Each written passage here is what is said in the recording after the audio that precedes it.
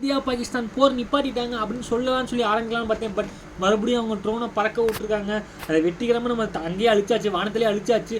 But Modi 8 மணிக்கு தான் speech பண்ணார், நாங்கள் என்னென்ன பண்ணியிருக்கோன்ட்டு.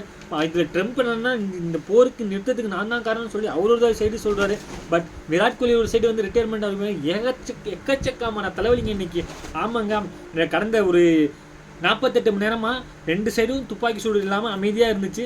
பாகிஸ்தானும் பேச்சுவார்த்தைக்கு ஈடுபட்டுட்டாங்க, இந்தியாவும் பேச்சுவார்த்தை ஒன்று ஓகேன்னு சொல்லிட்டாங்க. பட் மறுபடியும் இந்த வீடியோ எடுக்கிறதுக்கு ஒரு 5 நிமிஷத்துக்கு முன்னாடி பிரேக்கிங் நியூஸில் பார்க்க முடிச்சு, மறுபடியும் ட்ரோன் பறந்து வந்திருக்குன்ட்டு அதை சக்ஸஸ்ஃபுல்லாக அங்கேயே அழிச்சிட்டாங்க.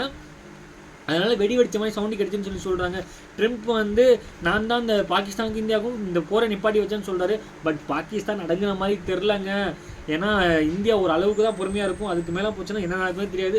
இந்த சைடு டெஸ்ட் கரியர் வந்து விராட் கோலி ரிட்டையர் ஆகிட்டார்.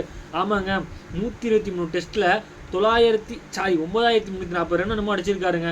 அதில் 30%, 31-15 சொல்லிட்டு வேற லெவல். அதாவது ஒரு தோனி எப்படி ஒயிட் பாலை கொண்டு வந்துடும், அதே மாதிரி கிங் கோலி, விராட் கோலி, அக்ரஸன் கோலியை டெஸ்ட்லேருந்து மிஸ் பண்ண போகிறோங்க.